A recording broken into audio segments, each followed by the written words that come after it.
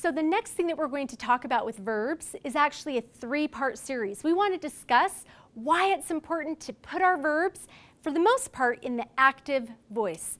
So to do that, we're going to, in this segment, talk about how and why active is important, why we want to be active. So in our strong subject section, we talked about having strong subjects that are clear actors of the action. Well, strong subjects want to have strong verbs to clearly relay, again, who is doing what. Let me put up an example of a sentence written in the passive voice, and I want you to ask yourself, what's the first thing that pops into your mind after I write this sentence?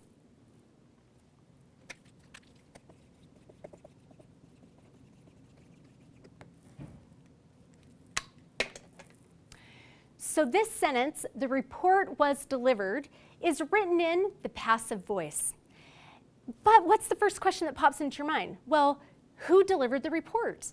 Even though in this sentence, the word report is functioning as the subject, the noun report is functioning as the subject, and was delivered is my verb group.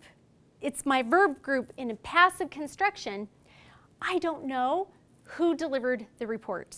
The actor of the action, in other words, who did the delivering, is not in the subject position.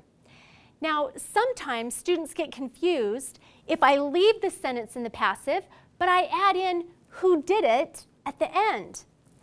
So I'm going to take off the period, and I'm going to say, the report was delivered by John. Now, just because I put who did it at the very end, after the subject, after the verb, does that change the fact that this sentence is in the passive? Absolutely not. Because the recipient of the action is still functioning as the subject of the sentence. And it takes me too long to get to answer that question of who did it. That's not how our brain works. We want to say who did what. Just say it, right? So I'm going to take this sentence and I'm going to put it into the active. I'm just putting in a highlight because we're happy that John is functioning as the subject. So yay, I'm telling who did what. John delivered the report. Now my sentence is in the active voice. We want strong actors delivering strong, clear action right by the verb, right? So now I want to tell you a story of a time when using a passive sentence cost an organization that I direct thousands of dollars and months in time delay. I direct a program that helps at-risk youth across the state of Utah. We had just started a brand new project with case managers and participants in lockdown secure care facilities across the whole state. And we were finally at the place where we had just conducted our first training session. I got a phone call from the Director of Human Resource for the whole entire state of Utah. And he called me up and he said, okay, Leslie, you have to stop what you're doing. You did not have authorization and permission to start training with all of these youth. And I said, I don't understand. We had it outlined in our contract that working with the case managers and the parents and the youth, we could start to begin the training. So he said, pull up your contract. I pulled up the contract. He looked at the contract. And this is what we saw.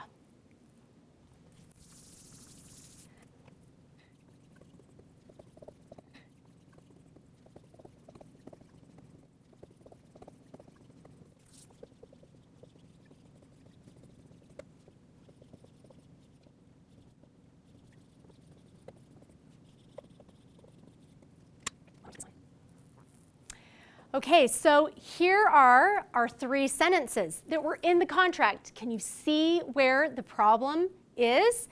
The case managers will contact the participants. Consent forms will be collected.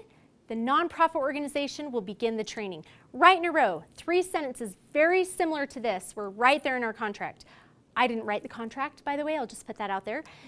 But what's the problem? This sentence right here, this sentence that's written in the passive voice, consent forms will be collected. Here was the problem. state of Utah, after reading this, the case managers will contact the participants. The state of Utah, right? Okay, here's Utah. They thought that the case managers were going to collect the consent forms. And we in the nonprofit organization, I'm going to draw a box around this, we thought that we were going to collect the consent forms. Turns out there's this little research law that says the nonprofit research organization can have zero contact with any research participants until the state has collected consent forms from each of those people. So here's what happened. All the data, all the research, all of the training, everything we had done until that point had to be shredded.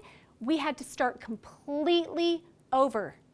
Thousands of dollars, months of research, all because of one sentence in the passive voice.